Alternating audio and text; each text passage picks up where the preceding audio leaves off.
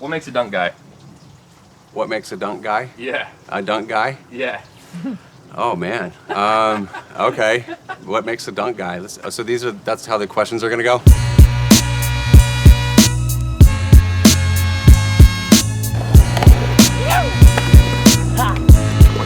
最初のデザインコンセプト自体もバスケットボールシューズ。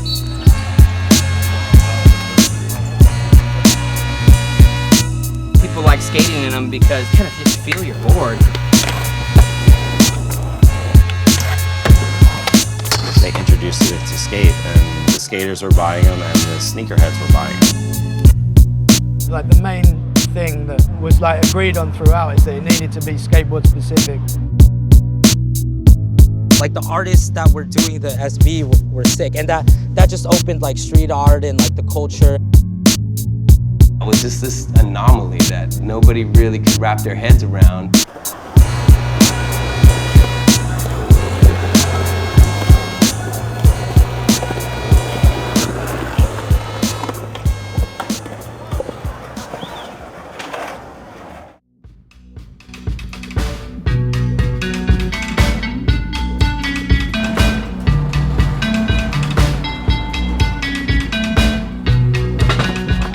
Kids, like, this is their razor ramp, to be honest with you guys.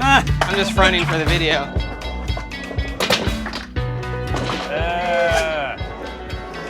Got it. Dude, you guys gotta see this. This photo was in 2002. That was the first, I was wearing actually the first colorway that Nike did for me.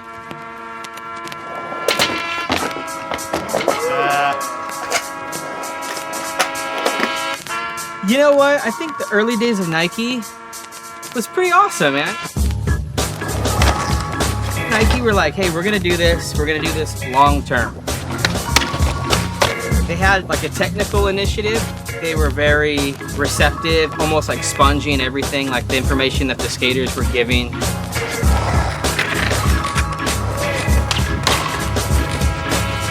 The dunk sole was like, here was the dunk sole, and then all the skate shoes were like, poof. So like the skate shoes had like an inch on both sides. Remember that? Basically, they were just like bread loaves. And then you saw the dunk and it was just this tighter fitting shoe. And I think that just was kind of like game changing for me. I was like, I like looking at skateboard tricks in these shoes on my feet.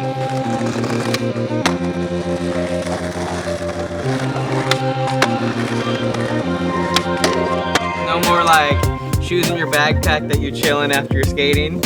I did that for years. Now it's like, these are my chill shoes, these are my skate shoes. I don't have any other shoes.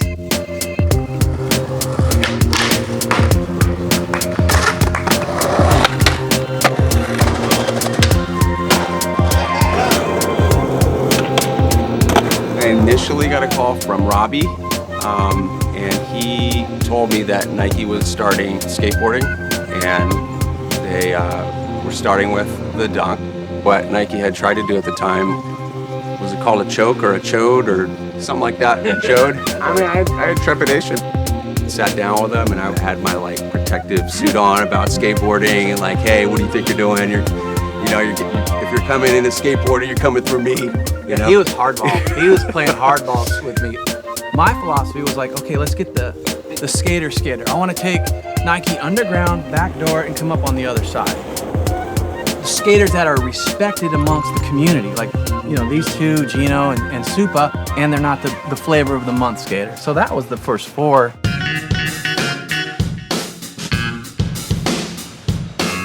Having like the diversified team, like street skaters, but they weren't like overexploited like skaters kind of guys. It just was just right. The Nike program, that was like music to my ears. I was like, yeah, dude, I'm down. Like, I don't have any question about it. I remember skating all kinds of different dunks during that era. Like, I was just hyped. Gino and Reese and Richie, like three like super young skaters, so I was happy to be there. They're like pick a color, and I like always down for the Knicks colors, you know, nice and bright and stuff. So, some of my friends looked at the shoe and they was like, oh, this looks like a clown shoe. And I was like, hey, whatever. But a lot of people like took to it and they liked it, so you know, I guess it did really well. Oh, here are the originals. Wow, there we go, dude. And he's like, hey, we're gonna do a colorway. The way I picked this shoe was, I was on tour in '94, and there was like these tennis classics on sale. And they were all white shoes with this color stripes. And I skated in these Nikes before anyone had Nikes skating. And I was like, these are the best shoes ever. So it was nostalgic for me at that time in 2002, because it reminded me of when I first wore my first Nikes. The inspiration I had for the Wheat Dunk, I wanted to make something that looked like a construction boot, but I wanted to have something that was like camel color that looked good with jeans. And that was basically really the most simplest way I could put it. It was just cool to see him skate. Nikes, you know, obviously Nike was kind of a new company into skating at that time, and other people started getting on. I was like, whoa, this is actually really sick. Nike's actually doing skating.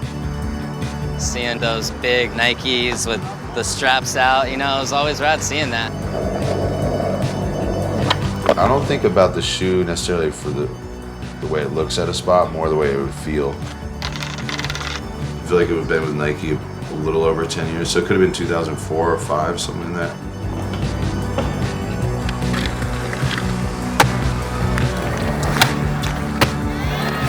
I remember that period, people were just going crazy for dunks, you know? I would just skate in all the weird colors that I got, and I remember walking on 8th Street and like sneaker junkies just tripping, like, damn fool, you're skating in that? And like, yeah, man, life's too short to be sitting, you know, and having all these crazy shoes collecting cobwebs in my closet, so yes. I got brought on a Nike team, it must have been 12 years ago. We would just get boxes sent to our house, but I was never a sneaker freak. For me, they were just skate shoes, so I just skated all of those shoes, which I shouldn't have done, but. P-Rod was my favorite skater, you know, growing up. When he left S to get on Nike, I remember that being a big thing for me. I was like, whoa, this is crazy.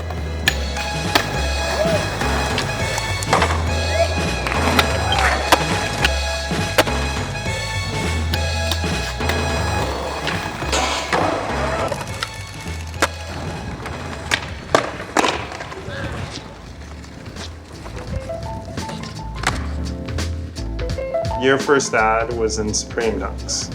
I just remember you needed an ad. Was it that shoe you were supposed to be in? No. They just sent me a bunch of stuff and I just picked. That's just what I was skating in that day. Yeah. That ad. It was a long time ago, so details are hazy. Let's see what we can find here. How do you even know where to start? I've been through all these cabinets so many times. I keep a file on everyone. Ask you for any photo, you'll know what drawer to look in. Totally. When did you get on Nike? 04, but they couldn't announce me, I think, until 05. There's Dunks. There's Dunks in that right there. Yeah, this is all you. That's really old. Yeah, 2003, dude. 18. Wow. There it is. You found it? The Holy Grail. The Supreme Dunks. Dude, I gotta come here and like... Just soak it in, dude. Eric, dude, get down here.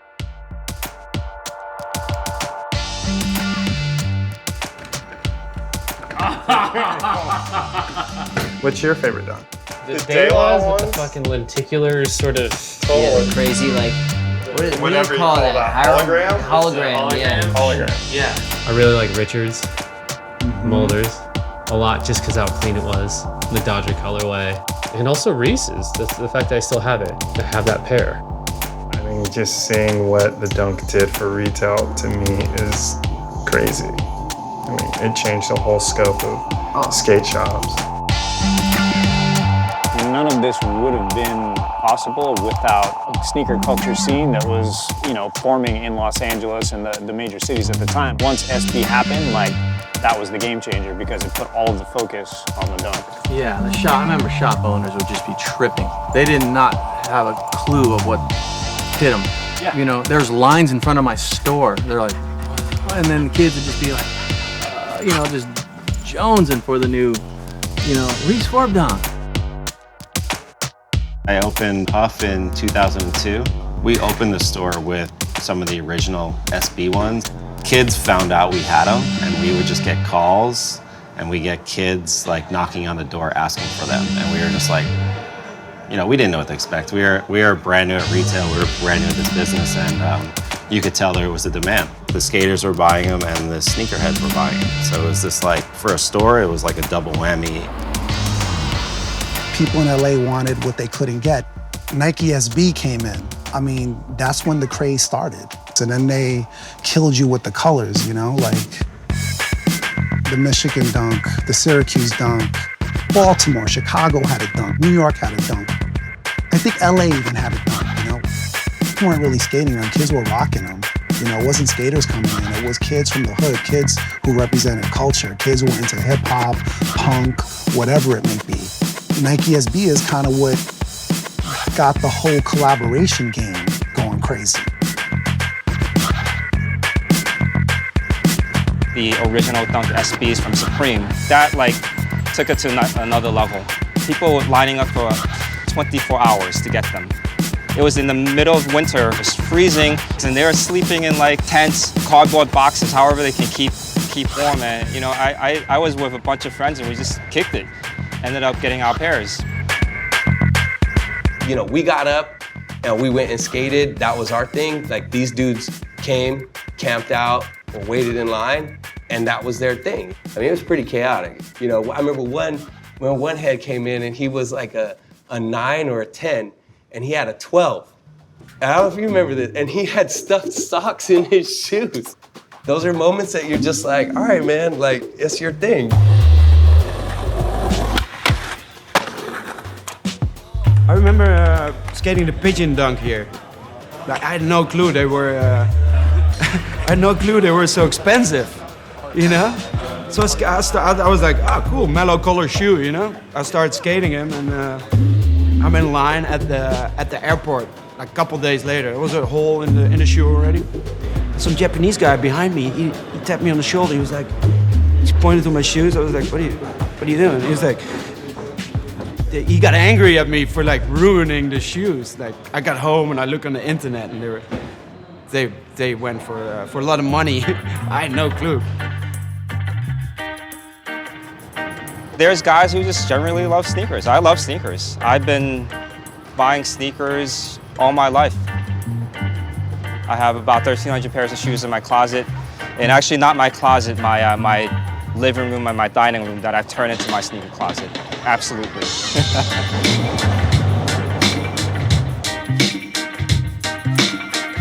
Tokyo is really the city that the real deal original sneakerheads were. You know, that's where they came from. In the 80s, 90s, and the 2000s, no one was as hardcore as the guys out in Tokyo. Japan, especially on your first trip, it's crazy. It's like streetwear on crack, just sneakers and t-shirts and hats and brands you never heard of and colorways you never saw before. Tokyo had this store called Chapter, owned by this gentleman named Homio. And real talk, Homio is like one of my idols. You know, a lot of people probably don't even know who this guy is, but he is definitely the first guy in the world to have shops without Nike accounts, without any kind of accounts. But he was just buying everything from all over the world because it was a regional situation. So whenever you'd open up a Japanese magazine, he's the reason why you'd see every single thing was available on their wall. So that was just like a dream, like for a guy like me, you know? Okay, yeah, my name is Homyo. Like, I'm doing to the sneaker business more than 20 years, you know. Sneaker culture is really, interesting. The Dunk, you know, SB, you know, yeah, you can see, you know. Yeah, we have a lot of the, you know, like, I sell to the lot of the Dunk, you know. Like 6 times or 7 times a year, you know, I'm going to the US, you know. Sometimes go to the, you know, Hong Kong, Philippines, you know, like collecting the shoes. Like in Philippines, Nike shoes, sell to the grocery store. They were sent out like soldiers to like go to every foot action, and they knew release dates, they knew the colorways, they knew it all. So different my passion, you know. You know, like this color, you know, like this box. Yeah, we cannot find to the anymore, you know. Yeah. Yeah, this one's good, you know. Yeah, my memory, you know. Okay. I was introduced to Tomio, and we sat down and he just told me what he was doing. Traveling the world, just buying everybody's inventory. Nike always had this regional program where like Japan, Paris, London would have its own set of kicks, like their color dunk. Like the main thing that was like agreed on throughout is that it needed to be skateboard specific. Something that sort of set it apart from just being a Nike shoe. Came up with this kickflip challenge. It was just like if you can do a kickflip outside in your new shoes, we'll give you a $5 back. The original ones had a map that was the store and the route to Southend.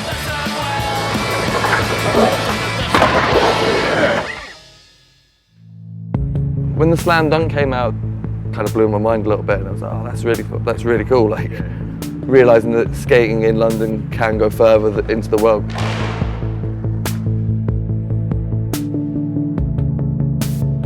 It was really like when the dunk started, getting special. When people started working on them, creating special colorways. That's really what kicked it off for what SB is today.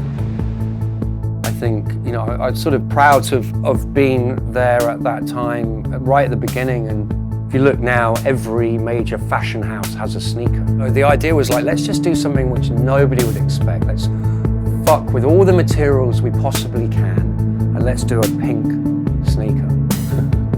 And make it kind of quite garish in many ways. And I suppose, this is the sneaker.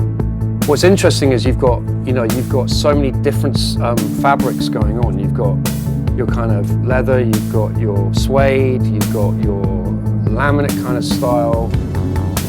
You've got a lot going on with the production here. And then also with the record that was coming out was Never Neverland, which was the second Uncle record, and there were these new characters. So there's like Futura characters printed. It was quite a bold statement at the time. And then it became the Dunkle, which I don't even know who came up with that title. I've got a feeling it was just, I don't know who came up with it. Whoever did it was a great title, but it was just a kind of, in a weird way, it was a kind of joke, I think. It was like, oh, you've done the Uncle Dunk, it's the Dunkle,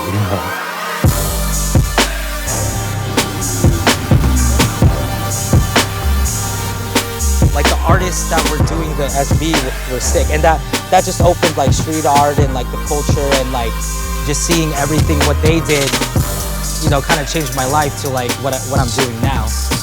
I started a brand based on everything I didn't like about streetwear.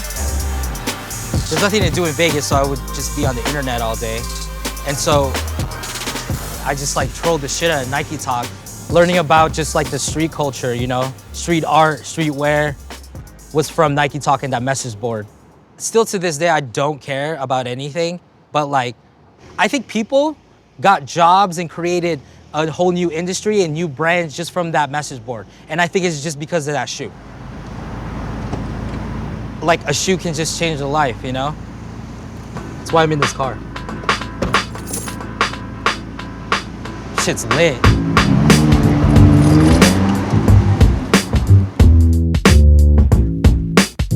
Yeah, the dunk means everything. Once I first got on Nike, that was like all I skated.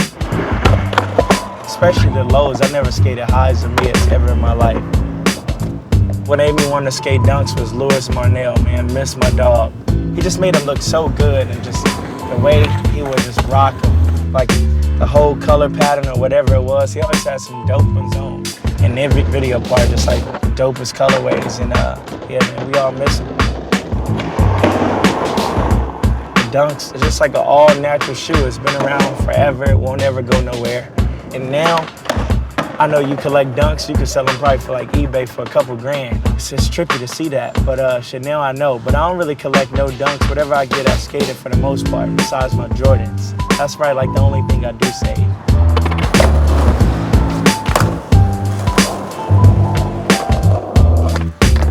Yeah, I'm trying to do it for the cops.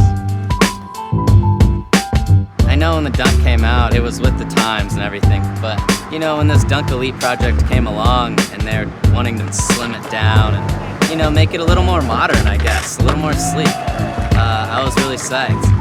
These shoes, you know, when you slim shoes down, I feel like you have more control over what you want to do.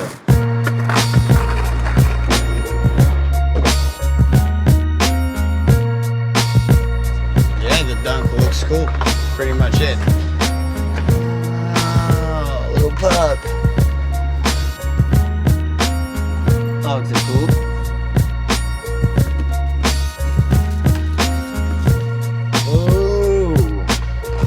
See, I haven't seen these yet. This is the first time for these. They're pretty tight. The big differential, the very, very huge differential, is that a skateboarder will most likely get them and skate them. Sneakerhead won't. Or like save them, or I don't know what they do with them. Do they like save them till they die, or do they sell them eventually? I don't get it. I don't know.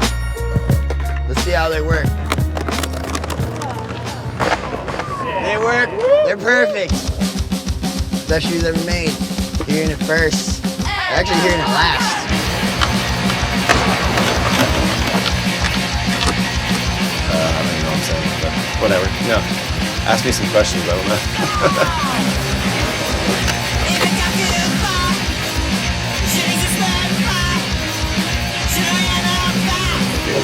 The reveal. The reveal. Nice and dark.